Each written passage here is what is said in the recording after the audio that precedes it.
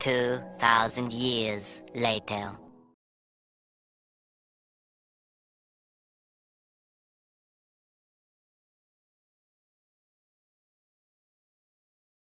Welcome back to my channel. আমি মিঠু। আমি চলে এসেছি আবারও একটা নতুন ভিডিও নিয়ে। আই হোপ তোমাদের কিন্তু খুব ভালো লাগবে। চলো, ভালো লাগলে একটা লাইক শেয়ার কমেন্ট করতে কেউ ভুলো না। আর দেরি করবো না, চলো তাহলে ভিডিওটা শুরু করা যাক। নেপালে আমাদের আজ চতুর্থ দিন। তা আমরা এখন আছি পোখরাতে। আমরা সকালবেলা ঘুম থেকে উঠে পড়েছি। আমরা পোখরা যে হোটেলে রয়েছি, আর সকালবেলা ব্রেকফাস্ট আমাদের দিয়েছে আলু মরিচ আর হচ্ছে রুটি। আর রুটিটা এতটাই শক্ত নাকি বলবো, খেতে খুব কষ্ট হচ্ছিল। যাই হোক, কোনো রকমে খাওয়া দাওয়া করে আমরা রেডি হয়ে কিন্তু এবার বেরিয়ে পড়লাম। আমাদের গাড়ি তো নিচে দাঁড়িয়েছিল, গাড়িতে উঠে বসলাম। চলো এবার গাড়ি কিন্তু দাদা কিন্তু ছেড়ে দেবে, ড্রাইভার দাদা ছেড়ে দিয়েছে। চলো এবার তারপরে কিন্তু আমরা পৌঁছে গেলাম হচ্ছে বিন্ধ্যবাসিনী টেম্পেলে। আর এখানে আমরা কি কি দেখবো সেটা তোমাদের সঙ্গে সব কিছু শেয়ার করবো, তোমরা কিন্তু সাথে থেকো। হ্যাঁ, মানে পুরোটা না দেখলে যদিও তোমরা বুঝতে পারবে না। চলো আমাদের এই দিক থেকে কিন্তু ঢুকে গিয়ে আমাদের এখানে জুতো রাখতে হবে। জুতো রেখে আমাদের ওপাশ থেকে বেরোতে হবে, ঠিক আছে? দেখো আমরা জুতো রেখে কিন্তু এপাশ থেকে বেরিয়ে গেছি। এরপর কিন্তু আমরা একবার মন্দিরের ভেতরে প্রবেশ করব, কিন্তু এখানে কোনো জুতো পরে তো যাওয়া যাবে না, তার জন্য জুতো ওখানে খুলে রাখার নিয়ম আছে। চলো, আমরা সবাই জানি নেপাল হলো একটি ধর্মীয় দেশ। আর এখানে কিন্তু হাজার হাজার ধর্মীয় মন্দিরের মধ্যে কিন্তু এই বিন্দুবাসিনী মন্দিরটা এমন একটা জায়গা করে নিয়েছে, যা নেপালের মানে তোমরা যদি নেপালে কেউ বেড়াতে আসো, মানে এই তোমাদের মানে বেড়ানোর চার্টের মধ্যে কিন্তু তোমাদের এই বিন্দুবাসিনী মন্দিরটা তোমরা রেখো। অসম্ভব সুন্দর কিন্তু এই মন্দিরটা। এটা একটা মানে পোখরার মানে পাহাড়ের চূড়ায় কিন্তু এই মন্দিরটা অবস্থিত। খুব সুন্দর, খুব সুন্দর। এখানে কিন্তু আমি সব মানে মানে এত সুন্দর এখানে পুজো হচ্ছে, গান হচ্ছে, আমি সবটাই কিন্তু আমি সাউন্ডটা বন্ধ করে দিয়েছি। চলো আর একটু তোমাদের সঙ্গে একটু শেয়ার করি। পুজো আচরা হচ্ছে, তবে এখানে কিন্তু পুজো আচরা ছাড়াও কিন্তু এখানে কিন্তু মানে বিয়ে অনুষ্ঠানও কিন্তু এখানে হয়, আরও অনুষ্ঠানও কিন্তু এখানে হয়। আর বিন্দুবাসিনী মন্দিরটা দেবী ভগবতীকে উৎসর্গ করা হয়েছে এখানে। রাজা খড়গবম মল্ল একটি স্বপ্ন দেখেছিলেন, যাতে দেবী দুর্গার আবির্ভূত হন, এবং সেখানে একটি মূর্তি স্থাপনের নির্দেশও দিয়েছিল এই রাজা। দেবীকে খুশি করার জন্য রাজা মন্দিরটি নির্মাণ করেছিলেন। আর এই মন্দিরটা 1835 খ্রিস্টাব্দে নির্মিত হয়েছিল। আর এই মন্দিরে প্রবেশ করতে কিন্তু কোনো পয়সা লাগে না, কোনো পারমিট লাগে না। যাই হোক, শুধুমাত্র জুতো খুলে ঢুকতে হবে। বিন্দুবাসিনী মন্দিরটা শুধুমাত্র হিন্দুদের কিন্তু নয়, আন্তর্জাতিক পর্যটকদের জন্য কিন্তু একটি প্রধান কেন্দ্র এই বিন্দুবাসিনী মন্দির। আর এই মন্দিরটাই প্রাঙ্গণের আরও কিন্তু যেমন সরস্বতী, শিব, হনুমান, গণেশের মতো কিন্তু অন্যান্য দেবদেবীও কিন্তু এখানে রয়েছে আশেপাশে। আর এই বিন্দুবাসিনী মন্দিরে ভগবতী প্রতিদিন বিভিন্ন রূপে পূজা করা হয়। যেমন রবিবারে লাল, সোমবারে সাদা, মঙ্গলবারে লাল, বুধবারে সবুজ, বৃহস্পতিবারে হলুদ, শুক্রবারে সাদা এবং শনিবারে কালো কাপড় পরিয়ে এখানে পূজা করা হয়। আর চৈত্র শুক্ল অষ্টমীতে এই বিন্দুবাসিনী ভগবতী প্রতিষ্ঠা দিবস হিসেবে এখানে গণ্য করা হয়। আর জামারা পালন বলে একটা জিনিস আছে, যেটা জামারা পালনের পাশাপাশি বিশেষ পূজা করা হয়। এবং দশমীর দিন মানে এটা দশমী না, এটা 10 দিনে বিশেষ পূজা করা হয়। ভগবতী মন্দির চত্বরে দেবী পঞ্চায়ন রূপে প্রতিদিন সমস্ত দেবীর কিন্তু এখানে পূজা করা হয়। যতটা আমি জানতে পেরেছি তোমাদের সঙ্গে শেয়ার করলাম। চলো এদিকে আমরা মন্দির দেখে কিন্তু আমরা সিঁড়ি দিয়ে কিন্তু আমরা আরও ওপরে উঠে গেলাম।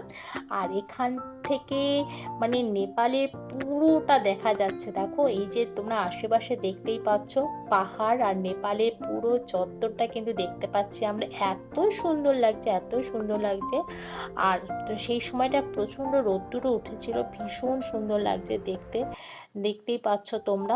আর আমরা এখানে কিন্তু প্রচুর প্রচুর ফটো তুলেছি, প্রচুর এনজয় করেছি। তোমরা যারা নেপালে আসবে তারা কিন্তু এই জায়গাটাতে এসো। মানে নেপালের প্রত্যেকটা জায়গায় সুন্দর, আর এখানটা এসো ভীষণই তোমাদের ভালো লাগবে। তা আমরা এখান থেকে এরপর আমরা এখন বেরিয়ে যাব, তার আগে তোমাদের এখানটা চারিপাশটা একটু দেখিয়ে দিচ্ছি। চলো, আমাদের রাজা তোমাদের কিছু বলতে চাইছে, যাই হোক এখানে সাউন্ডটাকে আমি অফ করে দিয়েছি, নাহলে ওখানে গান হচ্ছে বলে কপিরাইটটা পড়ে যাবে, সেই জন্য কিন্তু আমি এখানে বন্ধ করে দিয়েছি। দেখতেই পাচ্ছ ভীষণ ভীষণ মজা করছি। যাই হোক তোমাদের সঙ্গে একটু শেয়ার করতে পারলাম, সেটাই আমার খুব খুব খুব ভালো লাগছে। চলো, এরপর কিন্তু আমরা এবার এখান থেকে বেরিয়ে যাব, বেরিয়ে কোথায় যাচ্ছি সেখানে গিয়ে তোমাদের সঙ্গে কিন্তু দেখা হচ্ছে। চলো তবে সঙ্গে থাকো, সাথে থাকো।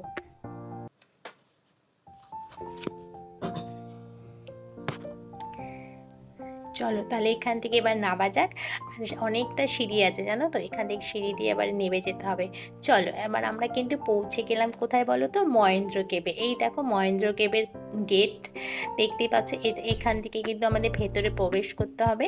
চলো তাহলে ভেতরে যাওয়া যাক, ভেতরে কি আছে তোমাদের সঙ্গে সবটাই শেয়ার করব। আর মহেন্দ্র কেব মানে তোমরা তো জানছোই, মানে বুঝতেই পারছো গুহা, আর এই গুহায় ঢুকতে আমার তো ভীষণই ভালো লাগে। আর এখানে কিন্তু টিকিট কাটতে হবে। চলো টিকিট কাটা হয়ে গেছে, আমরা এবার ভেতরে ঢুকে পড়ি। আর ঢুকতেই দেখলাম চারিদিকে সবুজে সবুজ গাছপালা দিয়ে পুরো ঘেরা, কি যে ভালো লাগছে না কি বলবো, এত সুন্দর এই জায়গাটা, এত সুন্দর লাগছে। চলো আর তোমাদের পুরোটাকে শেয়ার করি, আর ভীষণ ভীষণ ভীষণ ভালো লাগছে আমাদেরকে। চলো এবার নিচে নামা যাক, মানে এটা কিন্তু পাহাড় থেকে উপর থেকে আরও কিন্তু নিচের দিকে নামতে হবে, অনেকটা নিচে কিন্তু এই গুহাটা। দেখে যতটা না বোঝা যাবে, মানে আসলে বোঝা যাবে। এই দেখো গুহাটা কিন্তু এখান থেকে শুরু।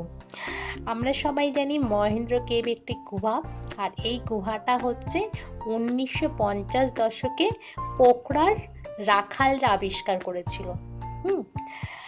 আর এই গুহার একটা পুরনো নাম আছে, এই পুরনো নামটা হচ্ছে আধেরো ভবন, যার অর্থ হলো অন্ধকার বাসস্থান। গুহার ভেতর আমরা জানি সবাই যে খুবই অন্ধকার। আর রাজার মহেন্দ্র আনুষ্ঠানিকভাবে উদ্বোধন করার পর কিন্তু এই গুহাটাই নামকরণ করা হয়েছে মহেন্দ্র, আগে কিন্তু ছিল আধেরো ভবন। রাজকীয় পরিদর্শনের পর এই গুহাটার দ্রুত আর কি খুব তাড়াতাড়ি দ্রুত আকর্ষণ লাভ করেছিল আর কি, এবং তারপর থেকে কিন্তু এই পোখরার অন্যতম দর্শনীয় স্থান হিসেবে এটা মানে রয়ে গেছে। আর এই গুহার করিডোরগুলো মাথায় রয়ে গেছে কি বলতো, মানে করিডোর যে ওপরে যে মাথার ওপর থেকে না, মানে যে অনবরত টিপ টিপ টিপ টিপ করে জল পড়তে থাকে। হ্যাঁ, যার কারণে মানে এখানে পুরো মানে সম্পূর্ণ অন্ধকার থাকে সবসময়। আর এই অন্ধকার থাকার দরুন কি সারাক্ষণ তো মানে টিপ টিপ করে বৃষ্টি পড়তেই থাকে, বৃষ্টি না জল পড়তে থাকে আর কি, আর পুরো জায়গাটা পুরো ভেজা। হ্যাঁ, দেখতেই পাচ্ছ ভেতরটা মানে অসম্ভব সুন্দর, ভয়ও করছে যেতে, কিন্তু সাহস করে কিন্তু পুরোটা আমরা গেছি। হ্যাঁ, আর এই গুহাটা কি বলো তো, চুনা পাথর দিয়ে গঠিত। আর ভেতরে কিন্তু কোনো মানে সব কৃত্রিম আলো এখানে, আর মাঝে মাঝে কিন্তু ঠাকুরের পুজো হচ্ছে ওখানে। কৃত্রিম আলো রয়েছে, আর মাঝে মাঝে পুজো হচ্ছে। আর এখানে যে মাটিতে যে ওই চুনা পাথরগুলো পড়ে না, মানে চুনা পাথরগুলো মাঝে মাঝে মানে ক্ষয়ে পড়ছে, আর এই পড়ার জন্য কী হচ্ছে বলো তো, ক্রমাগত বৈদ্যুতিক স্পার্ক তৈরি করছে। এটা অন্ধকার কারণেই কিন্তু এই জিনিসটা হচ্ছে। আর গুহার ভেতরটা কিন্তু কৃত্রিম আলো দেওয়া হয়। আর এই গুহার চারিপাশে তোমাদের প্রথমেই দেখালাম যে পুরো সবুজে ভরপুর, জায়গাটা পুরো সবুজ গাছ দিয়ে ঢাকা। চলো এবার তো আমাদের গুহার ভেতরটা প্রায় ঘোরাই হয়ে গেছে, অনেকটা ভেতরে আমরা ঢুকে পড়েছিলাম, ভীষণ মজা হচ্ছিল আর ভীষণ আনন্দ করেছি। আর এখানে আওয়াজগুলো সত্যি কেন আমি বন্ধ করে দিয়েছি, ভীষণ মজা হচ্ছিলো এই আওয়াজগুলো দিলে পরে। যাই হোক জানি না এই আওয়াজগুলো হয়তো আমি দেবো, চলো দিলেই কিন্তু বেশি ভালো লাগছিল। চলো এরপর কিন্তু আমরা এবার গুহা থেকে বেরিয়ে যাব। আর ওই দেখো আমি এবার পুজো সোনাকে দেখো, পুজো সোনা বড্ড সাহস জানো, একটুকু ভয় ডর বলতে কিছু নেই। চলো আমরা কিন্তু এবার বেরিয়ে গেলাম, আর বেরিয়ে কিন্তু এরপর আমরা কোথায় যাব সেটাও তোমাদের সঙ্গে শেয়ার করব। আর চলো আমরা এই যে আমরা উপর দিয়ে মানে নিচ থেকে এবার উপরে উঠছি সিঁড়ি বেয়ে, আর উপর থেকে তোমাদের দেখো গুহাটা দেখাচ্ছে, ওই নিচে দেখো আরও সবাই কিন্তু যাচ্ছে ভেতরে, আমরা তো গিয়ে আবার ফেরত চলে এলাম। এবার কিন্তু কত লোক যাচ্ছে দেখো, থরে থরে লোক যাচ্ছে। তারপর ওখান থেকে কিন্তু আমরা বেরিয়ে গেলাম, আর একটা জায়গায় চলে এসেছি। আর না এখনো আসেনি আসলে, ওই জায়গাটা এখনো মানে রয়েছে আর কি, মানে একটু দুবার দেখানো হয়ে গেল যদিও। তারপরে চলে এলাম কোথায় বলো তো, আমরা একটু খাওয়া দাওয়া করতে, খুব খিদে পেয়ে গেছে, আমরা একটা রেস্টুরেন্টে ঢুকে পড়লাম খাওয়া দাওয়া করে। তারপর আমরা কিন্তু চলে গেছি অন্য একটা জায়গায়, সেটা হচ্ছে আমাদের সেতী নদী। এটা হচ্ছে সেতী নদীতে এবার আমরা ঢুকবো। চলো, সেতী রিভার আর কি, যাই হোক তোমরা সবাই জানো সেতী রিভার আর নদী একই জিনিস, সেটাকে আমরা বাংলা আর ইংরাজি দুটো মিক্সড করে ফেলছি। আর এটা ভীষণ সুন্দর, ভীষণ সুন্দর। চলো এবার দেখা যাক। এই হচ্ছে সেতী নদীটা, দেখতেই পাচ্ছ জল পুরো, এটাকে কিন্তু বলা হয়েছে দুধ নদী, জানো দুধ নদী নামে কিন্তু এটা পরিচিত। আর এই সেতী নদীর পোকরার আশেপাশেই কিন্তু ঘেরা। আর পর্যটকদের এই মানে এই সেতী নদীটা একটা মানে মানে ওদের একটা কি বলতো, পর্যটকদের জন্য একটি প্রধান আকর্ষণ এই সেতী নদীটি। ওরা ভীষণ ভালোবাসে, এরা ভীষণ, আর আমাদেরও ভীষণই ভালো লেগেছে সেতী নদীটাই। চলো এইদিকে সেতী নদীটা দেখছি, দেখতে দেখতে চলো ওদিকটা আমরা যাই, গিয়ে তোমাদের পুরোটা দেখাই। এই ভিডিওটা এখানেই শেষ করছি, পরে ফিরছি আর একটা নতুন ভিডিও নিয়ে।